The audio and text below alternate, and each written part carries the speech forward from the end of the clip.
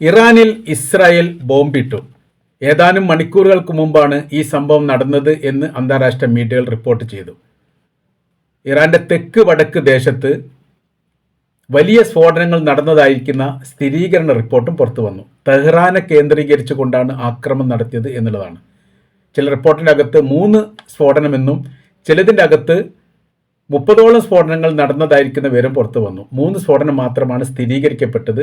സ്ഥിരീകരിക്കാത്ത ഇതാണ് ഏകദേശം 30ഓളം സ്ഫോടനങ്ങൾ എന്ന് പറയപ്പെടുന്നു. ആയുധ സൈനിക കേന്ദ്രങ്ങൾ ആക്രമിച്ചു എന്ന് ഇസ്രായേൽ അവകാശപ്പെട്ടു. സംയുക്ത ഓപ്പറേഷനാണ് തങ്ങൾ നടത്തിയത്. അതായത് അമേരിക്കയും ഇസ്രായേലും സംയുക്തമായി ചേർന്നുകൊണ്ട് ഓപ്പറേഷനാണ്, തങ്ങൾ മാത്രമല്ല എന്നാണ് അവരുടെ റിപ്പോർട്ടിൻ്റെ ഭാഗമായിട്ട് പറയുന്നത്. ആക്രമണം നടന്നിട്ടുണ്ട് എന്ന് ഇറാൻ സ്ഥിരീകരിച്ചു. നാശനഷ്ടവുമായിട്ട് ബന്ധപ്പെട്ടതിനെക്കുറിച്ചോ മരണത്തെക്കുറിച്ചോ സ്ഥിരീകരണ റിപ്പോർട്ടുകളൊന്നും ഇപ്പോഴും പുറത്തു വന്നിട്ടില്ല. ട്രംപ് ഈ വിഷയവുമായിട്ട് ബന്ധപ്പെട്ട് ഇപ്പോഴും പ്രതികരണം നടത്തിയിട്ടില്ല എന്നൊരു പ്രത്യേകതയുണ്ട്. അമേരിക്കയും ഇറാനും തമ്മിൽ സമാധാനമായിരിക്കുന്ന ചർച്ച തിങ്കളാഴ്ച വിയന്നയിൽ ചേരാനിരിക്കുന്നതിൻ്റെ ഇടയിൽ തന്നെയാണ് ഈ ആക്രമണം നടന്നതിന് ഒരു പ്രത്യേകത ഉണ്ട്. കഴിഞ്ഞ പ്രാവശ്യം 2025 ജൂൺ മാസം 13-ാം തീയതി സമാനമായിരിക്കുന്ന ആക്രമണമാണ് ഇസ്രായേൽ ഇറാന് നേരെ നടത്തിയത്.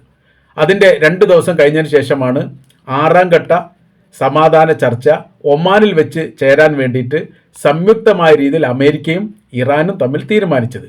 അതിൻ്റെ 2-3 ദിവസം മുമ്പ് ഇതിന് സമാനമായ രീതിയിൽ ആക്രമണം നടത്തി.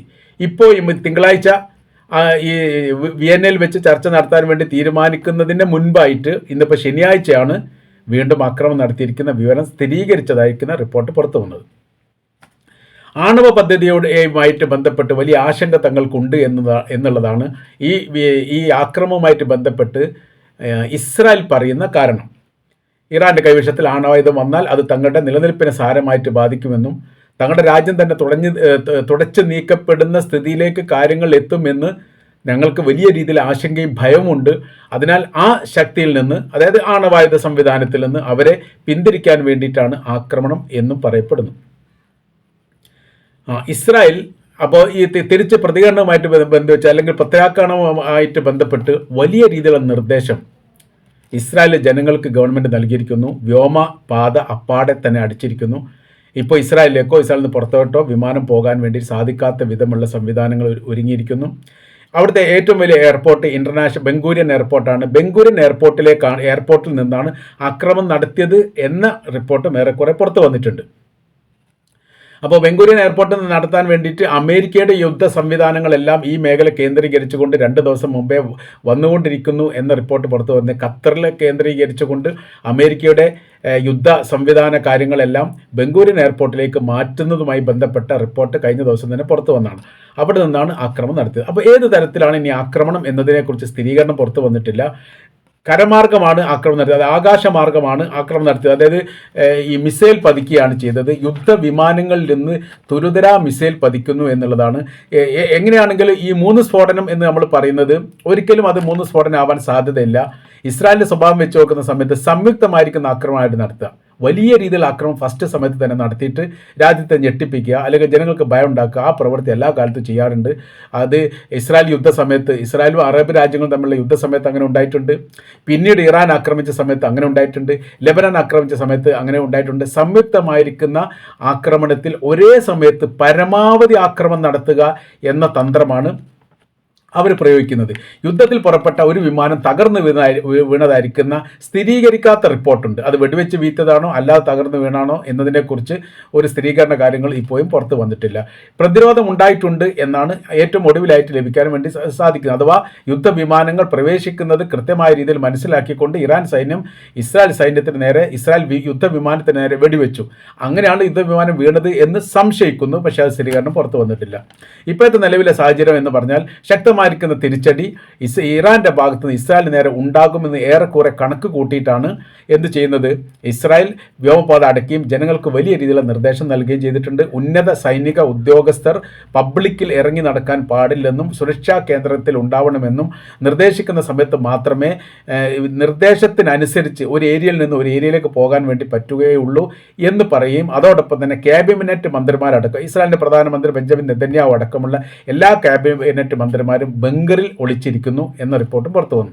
അവരെ വ്യക്തിപരമായിട്ടോ അല്ലെ സ്ഥാപനം കേന്ദ്രീകരിച്ചുകൊണ്ടോ ആക്രമണം നടത്താനുള്ള സാധ്യതകളാണ് അവർ മുന്നറിയിപ്പായിട്ട് മനസ്സിലാക്കുന്നത്. അതുകൊണ്ട് ആരും രംഗപ്രവേശനം ചെയ്യരുതെന്നും ഇതിന് ശാന്തത വരുന്നവരെ പബ്ലിക്കിൽ വല്ലാത്ത രീതിയിൽ അഭിപ്രായങ്ങൾ പറയരുതെന്നും അതേപോലെ തന്നെ സോഷ്യൽ മീഡിയ അടക്കമുള്ള എല്ലാ മീഡിയക്കും വലിയ രീതിയിലുള്ള നിയന്ത്രണവും ഇസ്രായേൽ ഏർപ്പെടുത്തിയിരിക്കുകയാണ്. അമേരിക്കയെ സംബന്ധിച്ചിടത്തോളം അമേരിക്ക നേരിട്ട് ഒരു ആക്രമണം നടത്തുകയാണെങ്കിൽ അത് വ്യാപകമായിരിക്കുന്ന ആക്രമണം ഉണ്ടാവാതിരിക്കാൻ വേണ്ടി അമേരിക്കയുടെ നിർദ്ദേശപ്രകാരം ഇസ്രായേൽ അതല്ലെങ്കിൽ സംയുക്തമായ രീതിയിൽ അമേരിക്കയും ഇസ്രായേലും സംയുക്തമായ രീതിയിലാണ് ഇറാൻ ആക്രമിച്ചത് എന്ന് മനസ്സിലാക്കാൻ വേണ്ടി സാധിക്കുന്നു. അപ്പോൾ ഈ വിഷയവുമായിട്ട് ബന്ധപ്പെട്ട് ഇനി തുടർ ചലനങ്ങൾ എങ്ങനെ ഉണ്ടാവും എന്നുള്ളത് നിരീക്ഷിക്കുകയാണ്. ശക്തമായിരിക്കുന്ന അപലപിച്ചിട്ടുണ്ട്, റഷ്യ അപലപിച്ചിട്ടുണ്ട്, ചൈന അപലപിച്ചിട്ടുണ്ട്, മറ്റ് പല രാജ്യങ്ങളും അപലപിച്ചിട്ടുണ്ട്. ഈ വിഷയവുമായിട്ട് ബന്ധപ്പെട്ട് പരമാധികാര രാജ്യത്തിന് നേരെ ആക്രമണം നടത്തുക എന്ന് പറഞ്ഞാൽ അതൊരിക്കലും ന്യായീകരിക്കാൻ സാധിക്കുകയില്ല എന്നുള്ളത് റഷ്യ പ്രതികരിച്ചു, ചൈന പ്രതികരിച്ചു, തുർക്കി പ്രതികരിച്ചു, ഒരുപാട് രാജ്യങ്ങൾ. അറേബ്യൻ രാജ്യങ്ങൾ ഈ യുദ്ധവുമായിട്ട് ബന്ധപ്പെട്ട് ഉപയോഗപ്പെടുത്താതെ തന്ത്രപരമായ രീതിയിൽ ഇസ്രായേലിൽ നിന്ന് നേരിട്ട് യുദ്ധം നടത്തുന്ന പ്രവൃത്തിയാണ് ചെയ്തത് എന്നാണ് സ്ഥിരീകരിക്കപ്പെടുന്നത്. അപ്പോൾ ഇതിൽ നിന്ന് മറ്റൊരു രീതി പറയുന്നത് യഥാർത്ഥത്തിൽ ഈ യുദ്ധം ചെയ്ത ഇസ്രായേൽ അല്ല, അമേരിക്ക തന്നെയാണ്. അവരെന്ത് ചെയ്തിട്ടുണ്ട്? അവർ ഇസ്രായേലിൻ്റെ ഭൂപ്രദേശം ഉപയോഗിച്ചുകൊണ്ട് ആക്രമണം നടത്തി എന്നുള്ളതാണ്. വരാൻ പോകുന്ന ദിവസം, അതായത് തിങ്കളാഴ്ച വിയന്നിൽ നടക്കുന്ന ചർച്ചയ്ക്ക് മുന്നോടിയായിട്ട് ഒരു ആക്രമണം നടത്തിയാൽ പരമാവധി ഈ ഇറാൻ അതിൽ ഇളവ് നൽകും എന്ന് പ്രതീക്ഷിക്കുന്നു. അല്ലെങ്കിൽ അങ്ങനെ ഒരു ഇളവ് നൽകാൻ വേണ്ടിയിട്ടാണോ ഈ ആക്രമണം നടത്തിയത് എന്ന സംശയം ഇപ്പോൾ ജനിപ്പിച്ചിരിക്കുകയാണ്. ഇനി മുന്നോട്ടുള്ള ദിവസങ്ങൾ ഭീകരമായിരിക്കുന്ന ദിവസങ്ങളായിരിക്കും എന്നുള്ളതും ഈ ആക്രമണത്തിൻ്റെ പിന്നിൽ പ്രവർത്തിച്ച ദുഷ്ടശക്തികൾക്കെതിരെ കനത്ത രീതിയിലുള്ള തിരിച്ചടി തങ്ങൾ നൽകുക തന്നെ ചെയ്യും എന്ന വിവരം ഇറാനെ പ്രതിനിധീകരിച്ചുകൊണ്ട് അല്ലെങ്കിൽ ഇറാനിൽ നിന്ന് പുറത്തു വന്നിട്ടുണ്ട്. അത് ഇറാനെ തന്നെ ആ വിഷയവുമായിട്ട് ബന്ധപ്പെട്ട് റിപ്പോർട്ട് ചെയ്യുന്നു. ഇനി വരാൻ പോകുന്ന ദിവസം ഇസ്രായേലിനെ സംബന്ധിച്ചിടത്തോളം ഭയാനകരമായിരിക്കും എന്ന തരത്തിലാണ്. അയൺ ഡോം അടക്കമുള്ള പ്രതിരോധ സംവിധാനങ്ങളും അതിർത്തി കേന്ദ്രീകരിച്ചുകൊണ്ടുള്ള നിരീക്ഷണങ്ങളും ഈ ഇസ്രായേൽ വിപുലമാക്കിയിട്ടുണ്ട്. എന്തൊരു പ്രത്യേകമായിരിക്കുന്ന വിഷയകാര്യങ്ങൾ കിട്ടിയാലും ജനങ്ങൾ ഭയവിഹല ആകരുത് എന്നും നിർദ്ദേശത്തിനനുസരിച്ച് നീങ്ങണമെന്നും ഭയപ്പാടുണ്ടെങ്കിൽ സർക്കാരുമായിട്ട് ബന്ധപ്പെടണം എന്നുള്ള ജനങ്ങളോട് പറയുന്ന ഒരുപാട് സന്ദേശങ്ങൾ ഇതിനോടനുബന്ധിച്ച് തന്നെ പുറത്തു വന്നിട്ടുണ്ട്. ഏതായിരുന്നാലും ഇത് ഇപ്പോഴത്തെ ഈ ഒരു ആക്രമണം വരാൻ പോകുന്ന, അതായത് വിയന്ന ചർച്ചയുമായിട്ട് ബന്ധപ്പെട്ട കാര്യം ഇനി നിശ്ചലമാകാൻ സാധ്യതയുണ്ട് എന്നാണ് വിലയിരുത്തുന്നത്.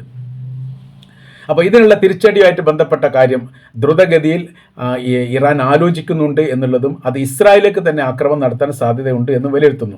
അപ്പോൾ ആകാശ ആക്രമണമാണെങ്കിൽ അവരിപ്പോൾ Israel, Jordan, Syria, Iraq, Iran ഈ റൂട്ടിലൂടെ ആയിരിക്കും ആക്രമിച്ചിരിക്കുക എന്നാണ് അനുമാനിക്കാൻ വേണ്ടി സാധിക്കുന്നത്.